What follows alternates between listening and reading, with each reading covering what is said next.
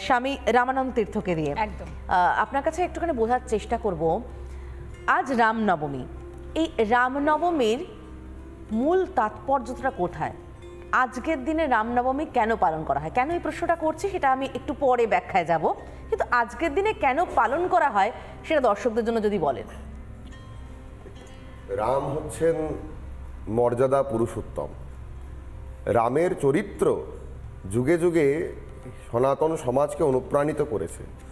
সনাতনী শাসকরা যুগে যুগে তাদের রাজ্যর দৃষ্টান্ত বা মডেল করেছে রামরাজ্যকে, এবং সমস্ত পূর্ববৎ আচার্যরাও যখন শাসকদের নীতিশিক্ষা দিতেন তারা তাদের সামনে এই রামরাজ্যের মডেলটা রাখতেন।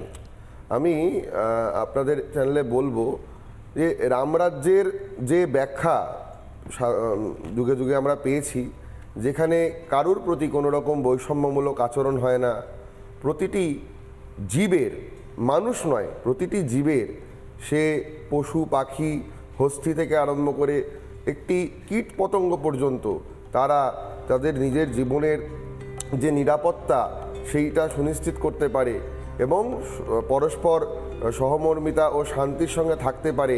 এটাই হচ্ছে রামরাজ্যের মডেল।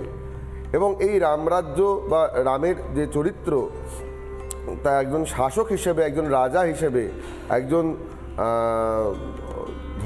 অবতার হিসেবে সেইটা যুগে যুগে মানুষকে অনুপ্রাণিত করছে, এবং সে তার প্রাসঙ্গিকতা আমরা এই মুহূর্তে দাঁড়িয়েও পরিলক্ষণ করছি।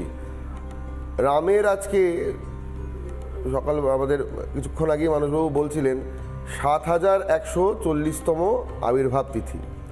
দেখুন, এত বছরেও রামের কৃতিত্ব কিন্তু মলিন হয়ে যায়নি, আরও বরঞ্চ যত কলি পুরুষ বলবান হচ্ছে, শ্রীরামচন্দ্রের কীর্তি আমাদের কাছে আরও বেশি করে লক্ষণীয় বা শিক্ষণীয় হয়ে দাঁড়াচ্ছে।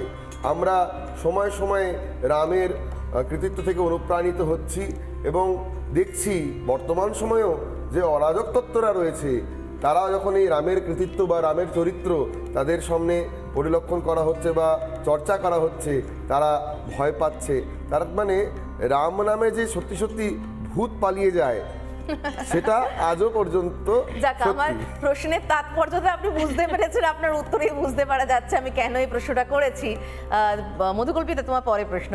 একদমই, আমি সরাসরি চলে যাই। শ্রীমৎ ব্রহ্ম বিদ্যানন্দ ব্রহ্মচারী মহারাজজি রয়েছেন আমাদের সঙ্গে। আজকের এই দিনটার মাহাত্ম্যটা যেমনটা সমাদৃতা বলছিল, সেটা তো শুধু আজ থেকে নয়, সেটা বহু বছর ধরে, বহু যুগ ধরে, এবং যুগ যুগ ধরে এটা চলে আসছে।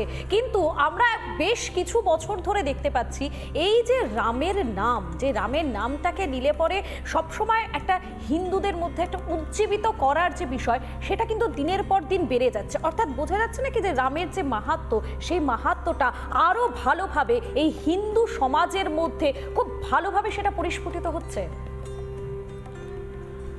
দেখুন, ঋষিকুল প্রদর্শিত তপনন্দিত ভারতীয় সত্য সনাতন ধর্মের যে পরম্পরা, সেই পরম্পরার হৃদয় স্পন্দন ভগবান রাম।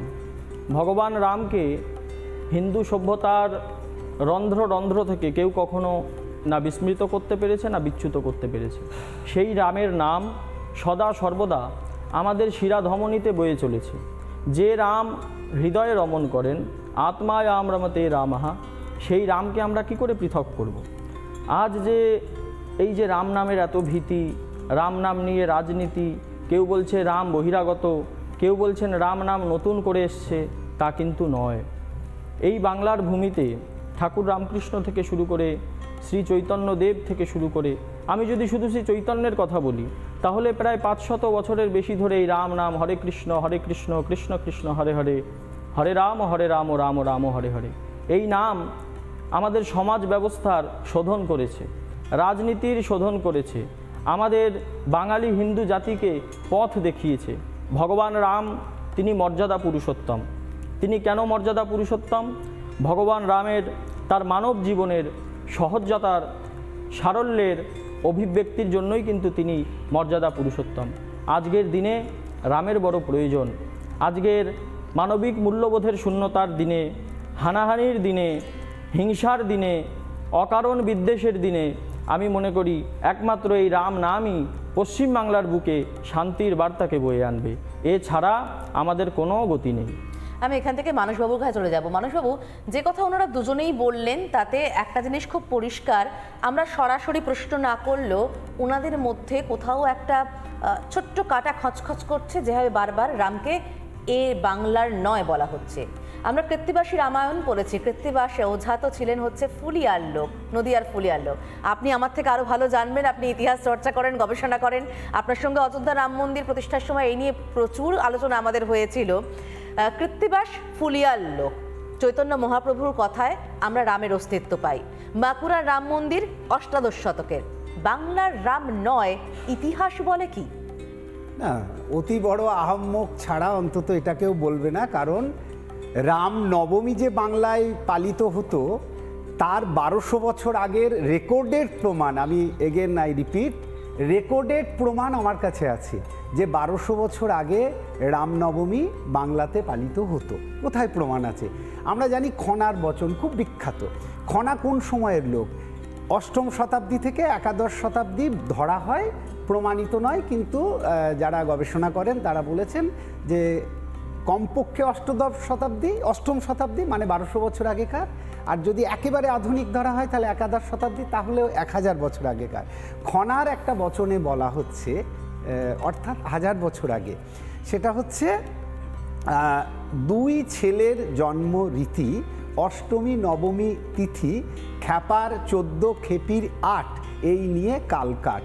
অর্থাৎ যে পার্বণগুলো বাংলাতে পালন করতে হবে তার মধ্যে 2 ছেলের জন্মতিথি পালন করা। কোনটা কোনটা? অষ্টমী নবমী। অষ্টমী কোনটা? না, শ্রীকৃষ্ণের জন্ম হয়েছিল জন্মাষ্টমীতে, তার মানে শ্রীকৃষ্ণের জন্মদিন বাঙালিতে 1000 বছর আগে পালন করা হতো, আর রামের নবমী তিথি সেটা পালন করা হতো। তার মানে 1100 বছর আগে বাংলায় রামনবমী পালিত হতো। দ্বিতীয়, যেটা কৃত্তিবাসের কথা তুললে, আমরা জানি যে উত্তর ভারতে রামায়ণ জনপ্রিয় হয়েছে তুলসীদাসের সময় থেকে, মানে 1576, ষষ্ঠ শতাব্দী। আর কৃত্তিবাস রামায়ণ লিখছেন 1430, পঞ্চদশ শতাব্দীর প্রথম ভাগ, মানে প্রায় তুলসীদাসের 150 বছর আগে কৃত্তিবাস রামায়ণ লিখছেন। এবং বাংলাতে যত রামায়ণ পাওয়া গেছে, এর আগেও অনেকবার বলেছি, তত রামায়ণ কিন্তু আর কোনো ভাষাই নেই। নানা ধরনের কন্টেন্ট দেখার জন্য লাইক করুন, শেয়ার করুন আমাদের ফেসবুক পেজ, সাবস্ক্রাইব করুন আমাদের ইউটিউব চ্যানেল। পাশাপাশি অন্যান্য ব্রেকিং নিউজের জন্য অবশ্যই চোখ রাখুন রিপাবলিক বাংলায়।